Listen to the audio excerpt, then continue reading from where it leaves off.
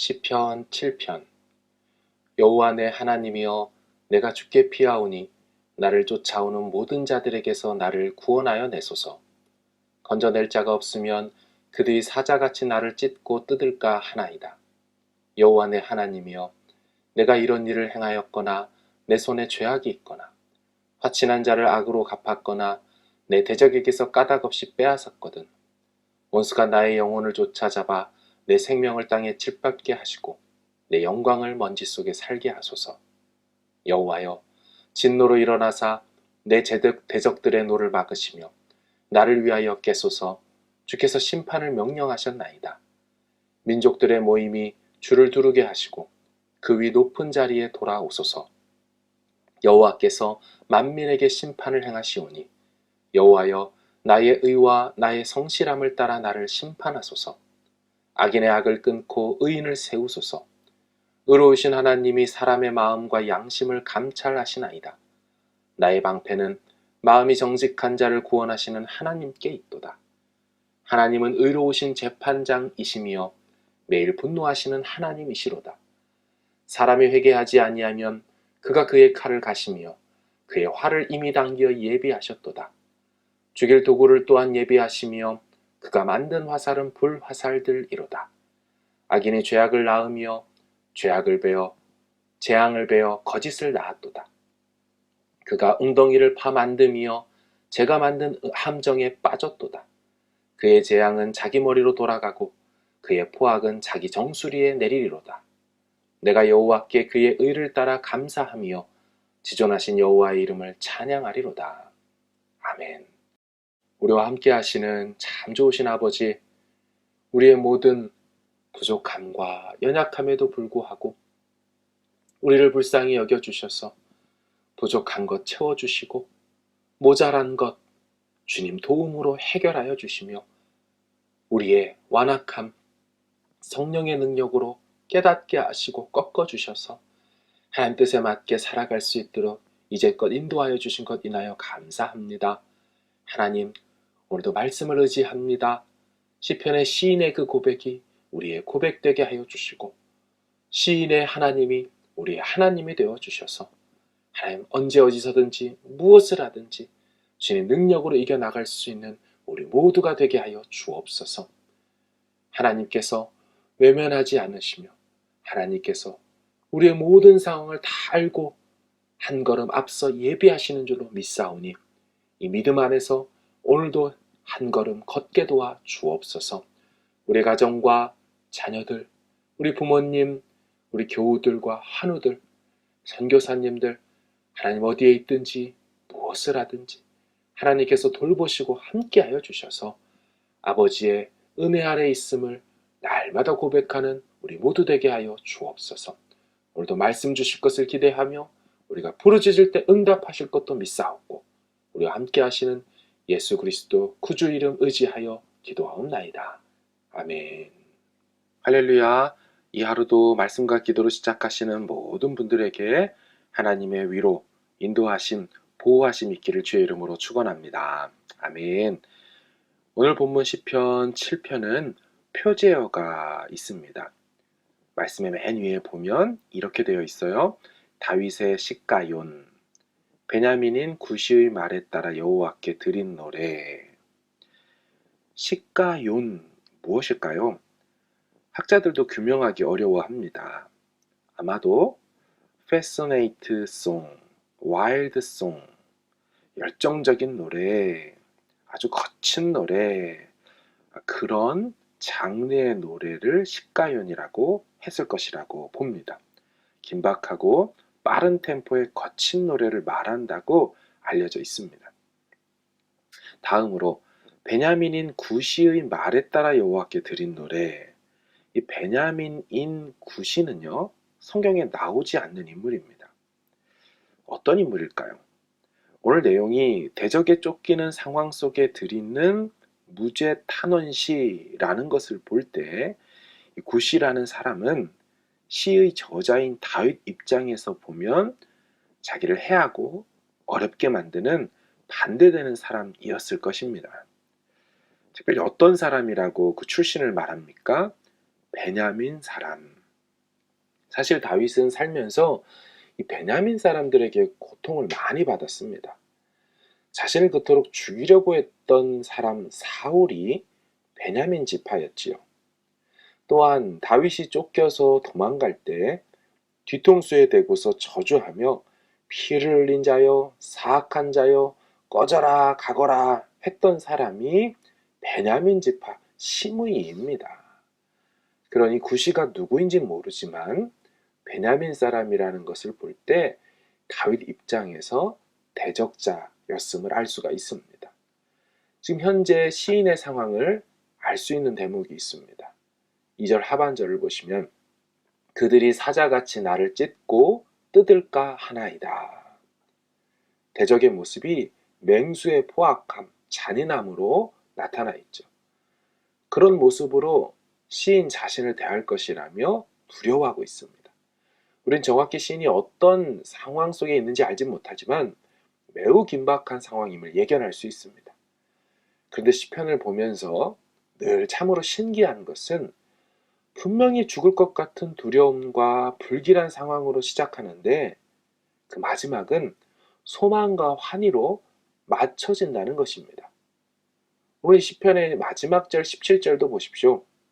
내가 여호와께 그의 의를 따라 감사하며 지존하신 여호와의 이름을 찬양하리로다. 감사와 찬양으로 맞춰집니다. 서도의 시작은 그렇지 못했는데 늘 시편의 마지막은 이렇게 끝나요. 사랑하는 여러분, 이것이 어떻게 가능할까요? 중간에 어떤 반전의 장치들이 있는 걸까요? 시편을 볼 때마다 궁금한 것이죠. 오늘 본문의 두 가지 두려움에서 소망으로 나아가게 하는 장치가 나옵니다. 그 첫 번째는 시인은 자신에게서 그것을 발견한다는 것입니다. 그러니까 바뀌어지게 되는 그 출발이 자신의 무언가로부터 시작됐다라고 말해요. 그것은 시인의 이전 자신의 생활 속에서 하나님 앞에 무죄함을 토로한다라는 것입니다. 3절을 보십시오. 여호와 내 하나님이여 내가 이런 일을 행하였거나 내 손에 죄악이 있거나 4절 확진한 자를 악으로 갚았거나 내 대적에게서 까닭없이 빼앗았거든. 무슨 말입니까? 시인은 이 환난과 어려움에서 자신의 결백함을 호소하고 있습니다. 주님, 저는 그런 일이 없습니다. 두 번째로 시인은 이 일을 주관하시는 하나님의 성품과 속성을 의지합니다. 그분의 의로우심을 간구합니다. 9절의 하반절 보십시오. 의로우신 하나님이 사람의 마음과 양심을 감찰하시나이다.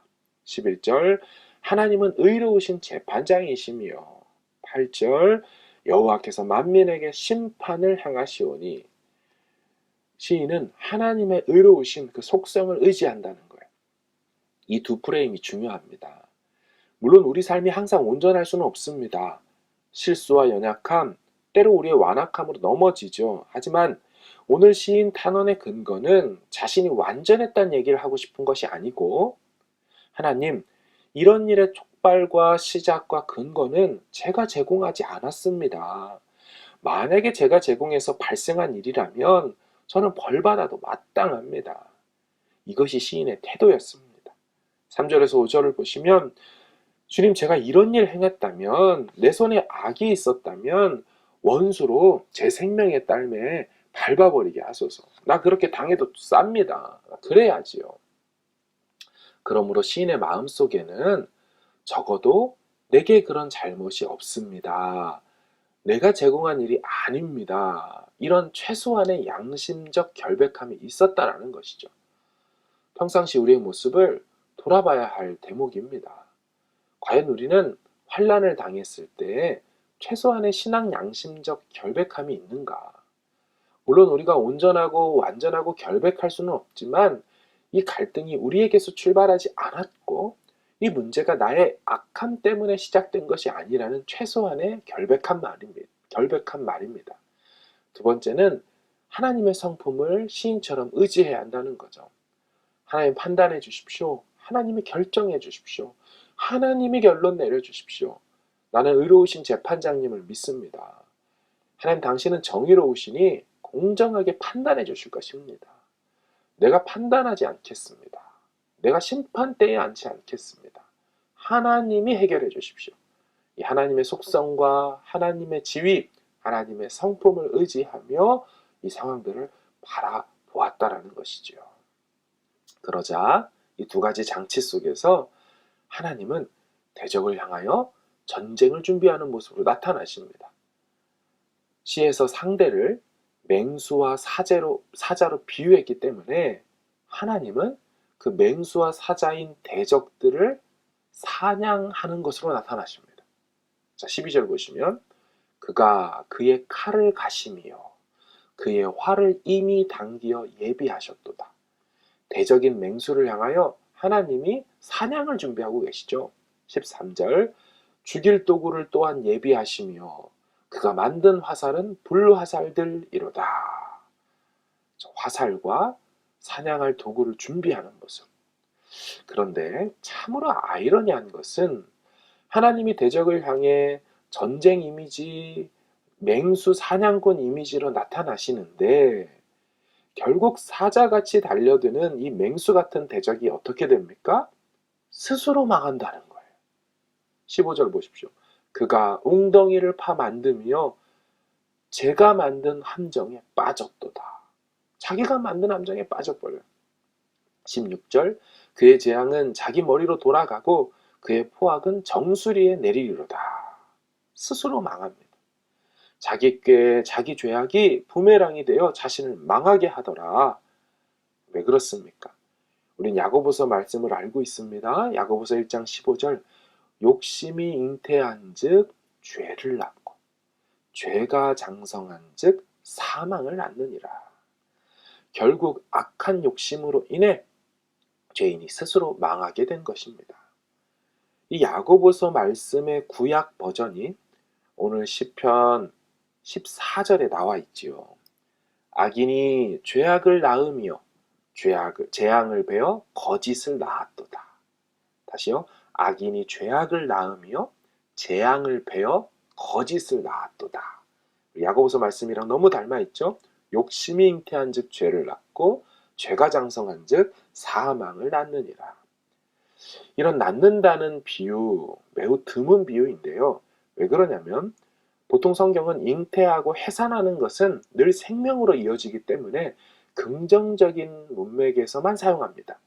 그러나 이례적으로 부정적 이미지, 죄악 욕심으로 연결되어 생명을 낳는 것이 아니라 사망을 낳는 것으로 결론 짓고 있습니다. 우리 삶에는 항상 대적들과 문제들이 있습니다.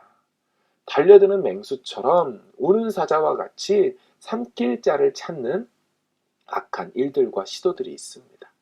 이런 상황 속에서 우리는 하나님 앞에 시인같이 탄원할 수 있도록 그 과정 속에서 최대한 악을 멀리해야 합니다.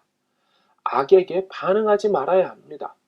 악인은 악으로 대해도 우리는 선으로 대해야 합니다. 그리고 심판은 하나님께 맡기기를 바랍니다. 결국 의로우신 재판장께서 판단하시고 결론 내리시고 마무리해 주실 것입니다. 악인은 복 있는 사람과 달리 여호와께 인정을 받지 못하고 망할 것입니다. 시편 1편에 있는 것처럼 무릇 의인들의 길은 여호와께서 인정하시나 악인들의 길은 망하리로다. 고난 속에서도 억울한 상황 속에서도 하나님을 신뢰하며 하나님이 일해 주시기를 바랄 때 주께서 친히 역사하여 주실 줄 믿습니다. 결국 마지막 17절처럼 고백하게 될 것입니다. 내가 여호와께 그의 의를 따라 감사하며 지존하신 여호와의 이름을 찬양할 것입니다. 감사와 찬양으로 결국에 마치게 될 줄로 믿습니다. 우리 말씀 기억하면서 기도합시다.